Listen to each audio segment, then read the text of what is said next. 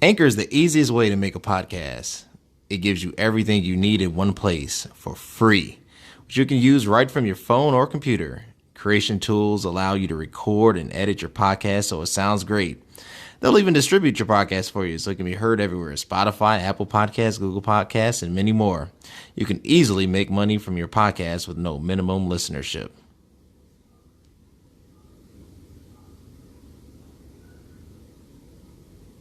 Work with what's called the B3 way of coaching. Okay. It's something I created. The B3, the first one stands for become. Okay. So attitude's a big part of it. So to me, I'm like, well, how does the caterpillar become the butterfly? Sure. Well, when the caterpillar asks the butterfly says, you have to want to fly so badly, you're willing to give up being a caterpillar. That's the become. It's letting go. It's working past your what I would call your comfort zone, because that's where all the amazing things happen. But people need to be connected to a why. Why am I doing this? Not to get in the bathing suit, but right. Yeah. But they do it, right? And then it comes right back on. Yeah. They have to be connected to a why.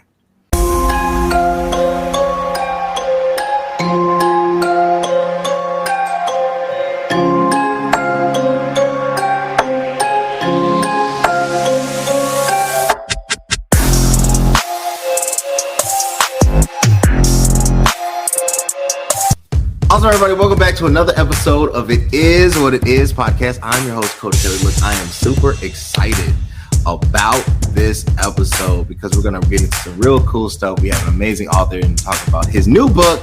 But before that, if you want to keep seeing amazing content, you know what you got to do. You got to subscribe to the YouTube channel at YouTube at CV. That is Cody Vernon space K, CV space K. Follow me on Instagram at CVMK33. Hey, go to the website for the best fitness supplements are. I got one with me today, Superpower. You know this is all in the market, www.cvmkglobal.store. Everything is CVMK Global, except TikTok. They wouldn't let me put global. They only let me put globe, so CVMK Globe. But where we are, please connect with us. Download, listen, share, like. With that being said, I have Evan Mestman here. We're going to talk about his new book. Evan, how are you doing today? I'm doing great. I'm so grateful for having you invite me to this podcast. So thank you. No problem. It is my honor. So like with any author, I always ask, the first question is why, right? Like, I would never like to assume that, I was just, stranded on an island. It was me and a beach volleyball and this came to my mind, right? Like, why did you write the book? And that's a great question because it was an organic process. Initially, I had written a book because back when I went to school, I got my master's in clinical nutrition. But I was my first client. I was heavy. And I got bullied as a kid. And I found a way to lose the weight the way I would look at it as one choice at a time. It was through habits, changing habits. I literally found a pamphlet from the American Heart Association, and it said 50 ways to lose your blubber. And back then, that was when Paul Simon's song was big, 50 ways to lose your lover. But it was awakening. It wasn't a diet. It wasn't a crazy exercise program. It was 50 different behavior modification techniques. And I started doing a few and I started seeing results, and it did more and more. And then my mom said, oh, I should be doing that. I was a teenager and I lost 50 pounds, transformed my life. But I didn't know I wanted to be a nutritionist till I was a senior in college. And getting to the point of why I wrote the book, I still didn't understand then what it was that helps people change for good, right? It's not about going on a diet. It's not about being a nutritionist. Nutritionist is a scientist, right? So I went and I learned as much as I could about pathophysiology, biochemistry, and also chemistry and nutrition. But I still felt after getting a master's, being a registered dietitian, being a diabetes educator, that I only had a few pieces of the puzzle. So I kept searching and learning. A lot of it has to do with attitude. So I started to build my process and I said, I need to share this because it's unique. Nobody else out there is doing it. So I think part of it was organically just for myself needing to know why. How did I help myself? And how can I help more people? Sure. So from your own personal experience, and you talked about, becoming a nutritionist. You talked about the educational attainment. Is there the disconnect? Because obviously nutritionists are needed, and it's a word that is heard, but I guess like for whatever reason, I call it the hierarchy of medicine, right? Like if you are a doctor, you become like a titan or something, like you're this heralded figure, right? But there's so many different levels of support to this position, and this position only encompasses a specific niche that kind of get overshadowed, right? Like a doctor usually is not a nutritionist. They're not going to talk to you about, macros and micros and things of that nature. So the nutritionist kind of falls into this subculture, subset of values, right? Subgrouping, that really aligns with like a personal trainer. So now I would challenge you on that. So you're absolutely right. There's like a nutritionist, anyone can define it. There is no definition for a nutritionist. So anybody can be a nutritionist, which is why when I went to school, I decided to follow what I would call traditional route, the orthodox route of going and learning the science behind it. And I even became a professor. I was an adjunct professor for 10 years, working at local colleges I was teaching the nutrition and performance and nutrition and disease. So that when you learn it, and that's great, but when you have to teach it, you learn it on a whole new level. But even with that, being a registered dietitian, you need to spend a certain amount of time in school and to get a degree. Then you need to spend a certain number of hours. It's 900 hours doing not just, one thing, but you've got to work like a residency program for a surgeon or a doctor or, an internist it's a tremendous amount of work. And then you have to pass a very rigorous exam and maintain that credential. Now, besides being that, I'm also a certified dietitian nutritionist. Being a certified diabetes educator, I did that for 15 years, went through the certification process, but I'm a diabetes educator, but certification requires also education. It is probably the most underrated profession. People don't understand what a nutritionist or dietitian is. So it's a good point. That's why I went into coaching, because I don't actually play that role as when I work with my clients. I want to be more of their Sherpa. I want to take them up that mountain, and I want to be their navigator. Now, nutritionists can do this, but a lot of nutritionists they'll work in critical care. So they help critical patients that are critically ill be able to survive. And I used to do that. Also, I did that. I was a certified nutrition support dietitian for 5 years. And that was fascinating to learn that. So you can understand how the body works on a high metabolic level. But then I was really fascinated by chronic illness like diabetes, heart disease. I did my master's thesis in cardiac rehab. And then having that opportunity to become a diabetes educator, to understand the chronic disease of diabetes and all the other things that comes along with it.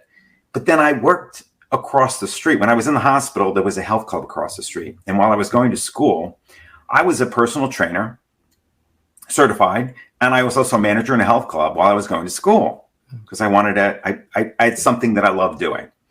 And across the street, I went to the gym, and I said, instead of paying for a membership, because I had been a manager, you don't pay for a membership when you're a manager in a health club or a personal trainer. This was the first time working full time in a hospital. I'm like, I got to pay for membership. As I went around the club and did a tour, I asked the manager, that'd be the manager that was taking me around, and I said, you have this room upstairs, and it's not really being used for anything. There's a lot of boxes up there. If you clear that out, I could use that as an office, and every one of your clients or your new members, I'm going to give them a free nutrition consult. That was the beginning of my entrepreneurism as a nutritionist in a health club. And there's a fascinating component besides critical illness and then chronic illness to look at. What about wellness? It's not just enough to survive. What about thriving and flourishing? Right. And that's really where the habits of healthy eating, because people are so focused on taking a supplement or going on a special diet, and they forget about there are basic principles that exist. And if you base your habits on those principles, you're going to succeed. You're going to see results regardless. There's lots of roads that lead to Rome. So it's not like you have to do it this one way. And everybody's a little different, but we're all built the same, right? So that was really where, to me, I find that people get lost with so many different programs and so many different diets that are out there. I'm like, why not get back to the basics? Why not? Because nobody knows what the basics are. That's the problem. I want to tackle that. I want to tackle the basics, but first a word from our sponsors, and then I will tackle the question on the basics. There's a hero in all of us waiting to be unleashed. All it takes is just that one last push. Activate the hero within with CVMK Global Supplements. All natural, steroid-free, designed to enhance performance, build muscle, and increase energy. You are unstoppable. You can do this. Become your own hero at www.cvmkglobal.store. Awesome, man, we're back. Look, you wrote, this is a very interesting quote, and I've been thinking about this when I came across it, and this kind of stood out to me. You know, when you skim through, I call it, you get the college eye, and basically you have to read, you know, all the best authors in the world in a 6-week time. So a lot of your reading is basically, you know, pinpointing words, you know, things that kind of pop up. You said eating has become a recreational sport. In America, you can always find an excuse to eat popcorn and candy at the movies, going to dinner with friends, indulging at a wedding smorgasbord, grieving with a loved ones over cake and coffee at a funeral. And even while you're reading this book, food should be enjoyed. That's why we have taste buds with Americans don't always think about the consequences of their eating habits.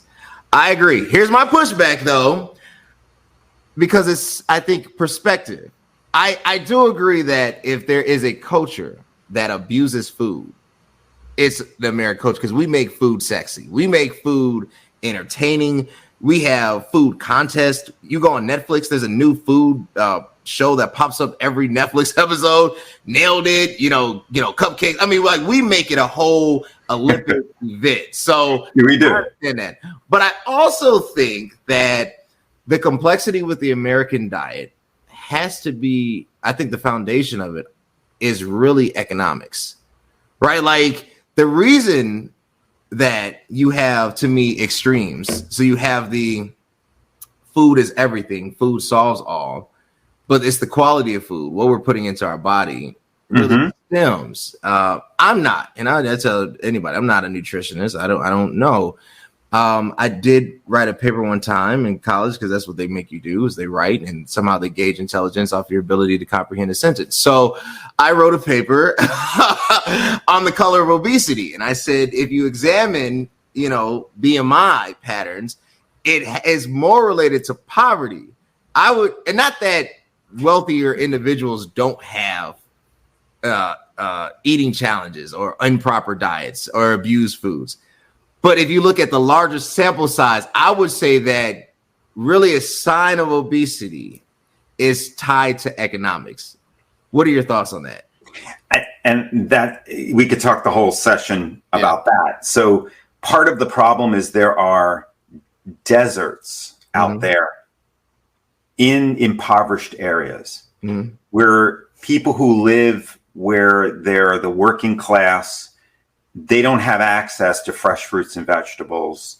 The convenience foods, I mean, think about it. A gallon of gasoline is not that much money, right? But you then go buy like chicken, and chicken for a family of 5 would cost more than putting a gallon of gasoline in your car. It just doesn't make sense that we don't have access to healthy food.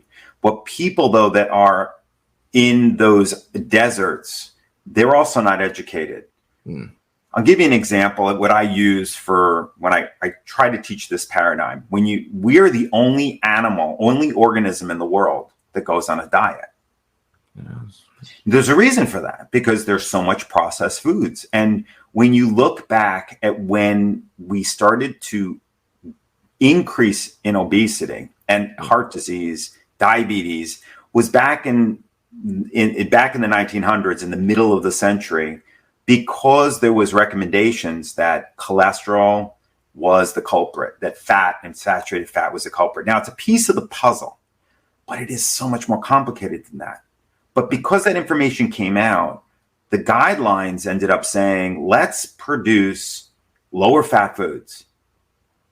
And the lower fat foods, because of the food industry wants to make money, weren't just saying, let's eat an apple or a banana because there's no fat in those, or virtually none. No, let's make a fat-free something that's loaded with sugar and loaded with ingredients you cannot pronounce. What I call low quality calorie foods. Now, that's a basic principle. The more quality that you eat of food, the healthier you're going to be. So the first thing I teach all of my clients, whether they're 6 or 90, which I've had 6-year-olds and I've had 90-year-olds, is to eat more quality calories. Now, what's a quality calorie? It's a food that has the most nutrition with the least amount of calories. It's just nutrient density, but it's just a sexy way of saying it, right? It's just, it makes it a little more accessible. Same thing back in the 70s and 80s and 90s. They started then, well, how are we going to teach people? They created this food pyramid. Remember the food pyramid? I remember. Nobody eats from a pyramid. Do you put a pyramid on your plate? No, they eat from a plate. So I designed something called Round Your Plate back in the 90s. And now that's part of the USDA. They use that. Now, I don't know if they're using mine, but I had a lot of students that went through my program through being a preceptor for many schools for 10 years and taught them this, rounding the plate. And it's in here. But the idea is that people eat from a plate.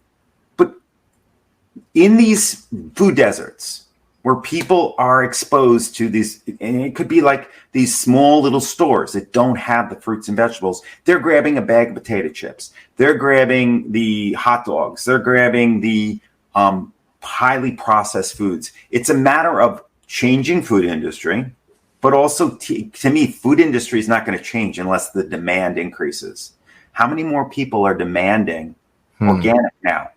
Nobody, everyone said, oh, and it's never going to be big. It's never going to work. But there are so many more people who are now buying organic. And now you have Amazon purchasing Whole Foods and pushing that. But when we started keto was the rave, right? Or paleo. Now, we used to be a great program for people, because back when it first came out, I don't know, 5 years ago, there was no products out there from any kind of industry.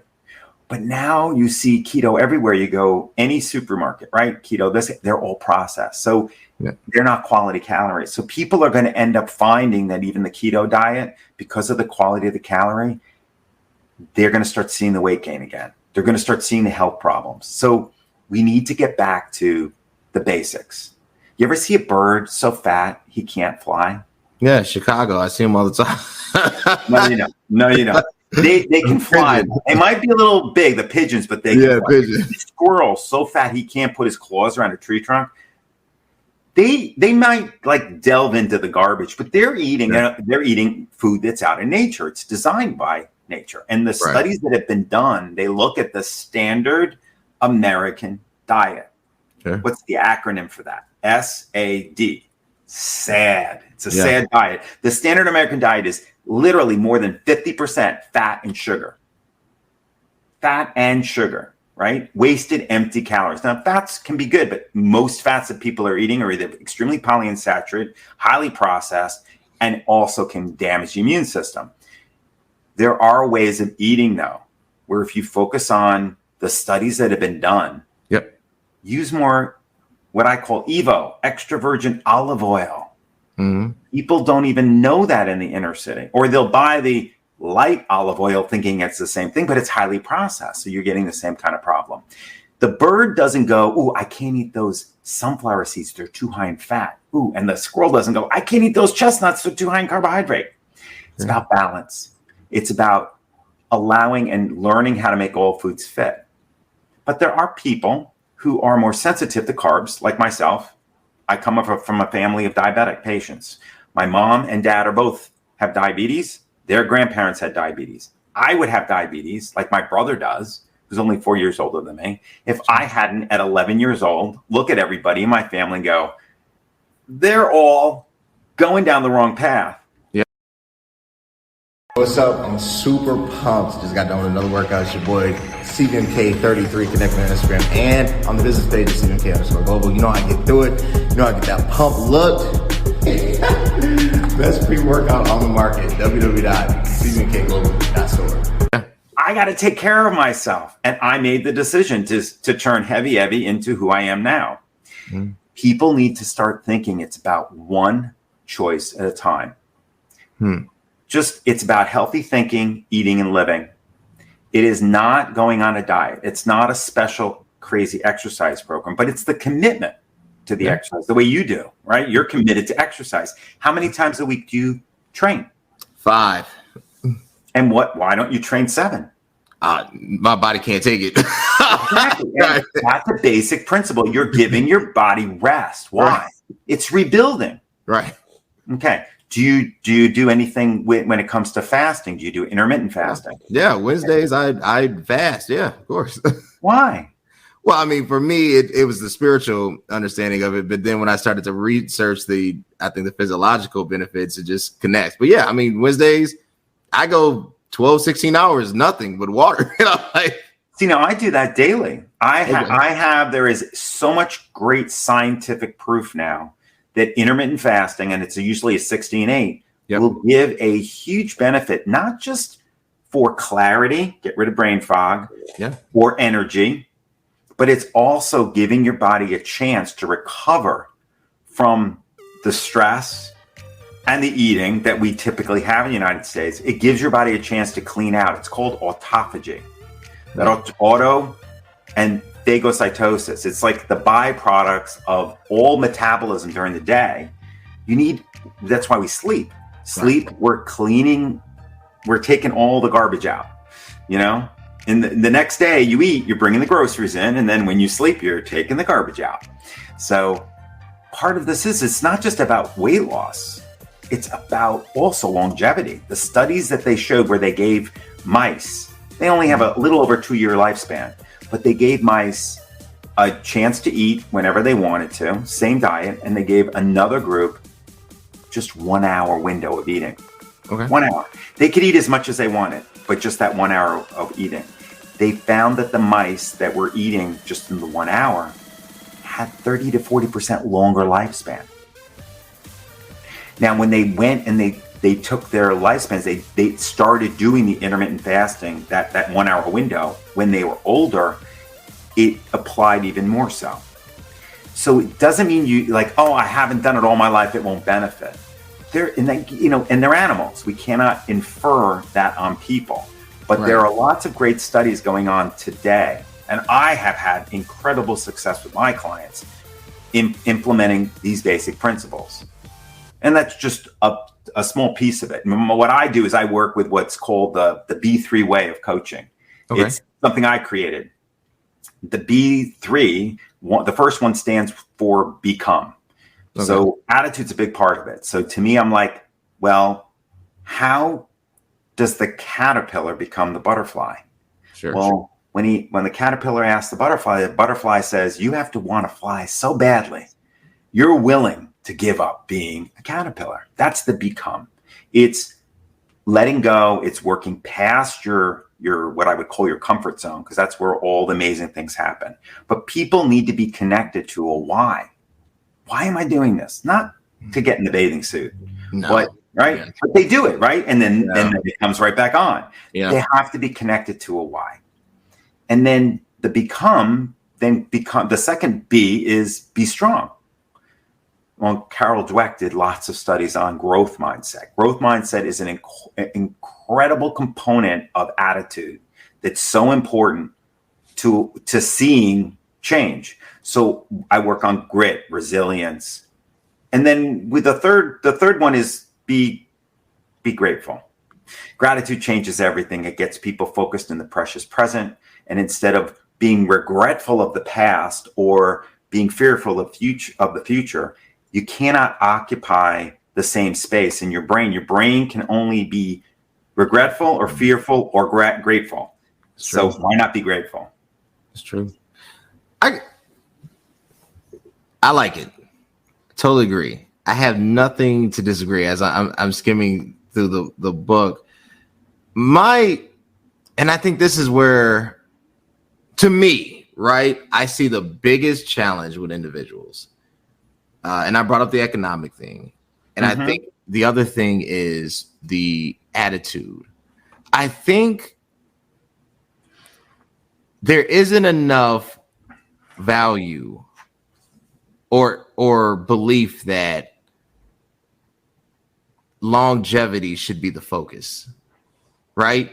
So what I mean by this, because we get caught up in just life, right? And taking care and got to meet the bills and do all this. So we'll take the sacrifice. The single mom will work the 2 jobs, to put food on the table, neglect, the need for optimal nutrition, neglect all these other things that are going to produce this higher quality of life for these temporal gains. And for me, I think the hardest thing to convey is that A, they matter, you matter, but B, that there's actually a system out there that will allow people to thrive. And this is what I really wanted to get to in my question. Last question. I'm not a conspiracy theorist. I think that's paranoia, but I do think there isn't enough focus. Like Evan, you have all this experience, the education, you worked in this clinic, you've done this, and this, but yet medicine or, the big pharmaceutical companies, they have their armory, and then they don't talk unless it's absolutely critical, unless that person is at the last stage.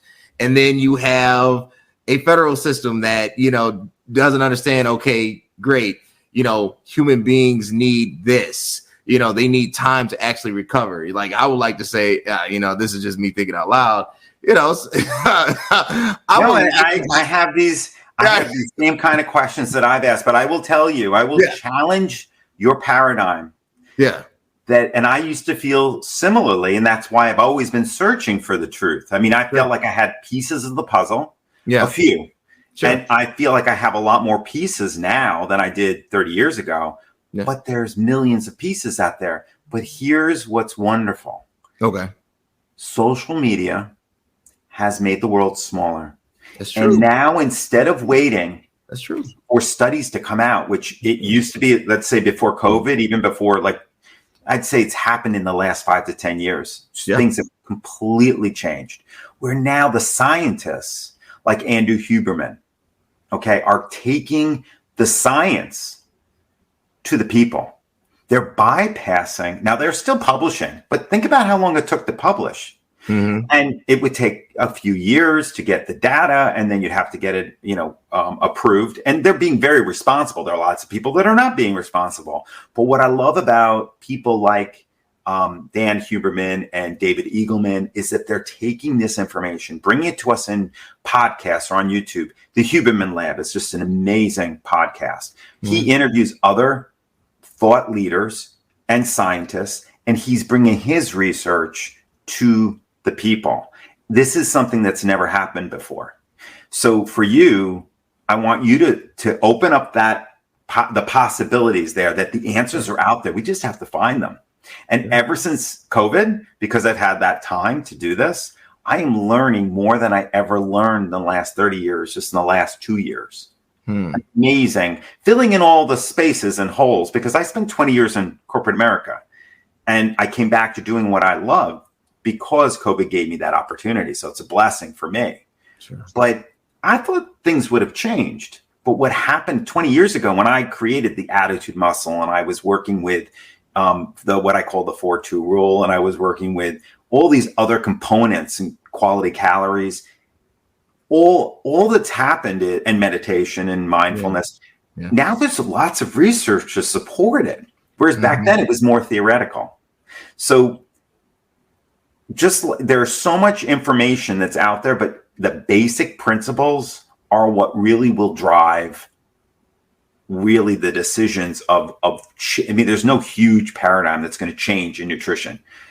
What's going to change is we are going to stop listening to food manufacturers. We're going to stop listening to establishments. I'll be very politically correct to say establishments. I get you. Right. I get you. And we'll start using our own minds to say, well, does this work or doesn't it work? That's why my program doesn't matter what diet you're on or how you want to eat. I have many roads lead to Rome. So I have people that come to me that have diabetes, heart disease, tremendous weight loss. Some people who have been to doctors and said, if you don't go see Evan, you're going to die. And they they were over 500 pounds. They could not even weigh themselves. They were so heavy. And we got them to near normal weight, but it wasn't so much the weight. It was that I had a travel agent and she just wanted to travel again. She wanted to be able to fit in a car. Do you know how amazing it is when a person can sit behind the wheel of a car that she bought a new car when she hit that goal weight and she could fit. And then she could go back on an airplane, not needing an extra seat in order to fit. Right. There are so many things we take for granted. I mean, you work out in a gym, right? Yeah. How many people that walk into that gym are so self-conscious about how they're working out, what they look like? We take it for granted. It's this way. It's really attitude plays such a huge role in whether people are successful or not. That's why it's so important to have a coach, because a coach is going to get you there faster. If you have a weed in a garden, I'm a gardener. I love to garden. I use a lot of gardening analogies. You can pull the weed out with your hand, but sometimes what'll happen most times is you won't get the root and it'll just grow back and probably bigger and worse. But at least you pulled the weed out. But if you use a tool, you can get to the root and you can pull it out and it's not going to come back. That's really what people have to work on, is to understand that in eating is a symptom, that disordered eating or overeating or having these chronic diseases or not being able to exercise or manage any of these, it's a symptom of an underlying issue, which is what I love to work with people on, to say, listen, it's just one choice at a time. How hard can it be, one choice at a time? That's it. One choice at a time. Look, I love it. I want to appreciate my guests. Evan, where can they connect with you? Where can they buy the book? Where can they support you, follow you, and just, get all that good stuff? Well, I am for the first 30 of your readers, I'm going to give you a link and we can put it in there where they can get the first chapter at no charge. They can get it on Amazon. Just put my name, Evan Mestman. You can see it at the bottom of the screen there, Evan Mestman, and on Amazon, and it will come up, The Habits of Healthy Eating. And they can find me on my website at Pro Attitudes, one word. You can see it also there, proattitudes.com. I have 2 Facebook groups. You can find me at B3 Pro Attitudes on Instagram and Facebook. I do a Facebook Live every week at 1 o'clock to give you a little taste of living the B3 way. I have a private Facebook group there. And because I'm the Chief Gratitude Officer for Pro Attitudes, I have a daily gratitude Facebook group also that's private, but people can ask to join. Anyone can join if they want to. And I can provide you with all those links. I also write daily on LinkedIn because I'm targeting CEOs, VPs, and senior executives because I can relate. I was in senior leadership, working in corporate America, in sales management, then senior leadership. It was an experience that I loved, but it sucks the joy out of everything. It's a monster. But it doesn't have to be. I think that, Simon Sinek, I love Simon Sinek because he talks about starting with why, but I was pulling out my stuff that I worked on over 30 years ago. And I had a quote in it from when I was working in a wellness company. And it was, we start with your why. So I say to people, I'm the Simon Sinek of nutrition. I like it. Y'all connect with Evan. Go to the website at proattitudes.com. Hit him up on the Facebook. Follow him on LinkedIn. Buy the book. All you got to do is type in the name. The search results will pop out. Buy the book. Reach out and say, Evan, I did what you do. It starts with attitude. Attitude is gratitude, and connect and live your best life with one choice at a time. I want to appreciate my guests. I want to appreciate everybody that watched this. Look, subscribe, YouTube, CV Space K, Instagram, CVMK33, and on the business page of CVMK_global. And you know where to buy the stuff, CVMKglobal.store. I look forward to connecting with you. And until next time, guys, thanks.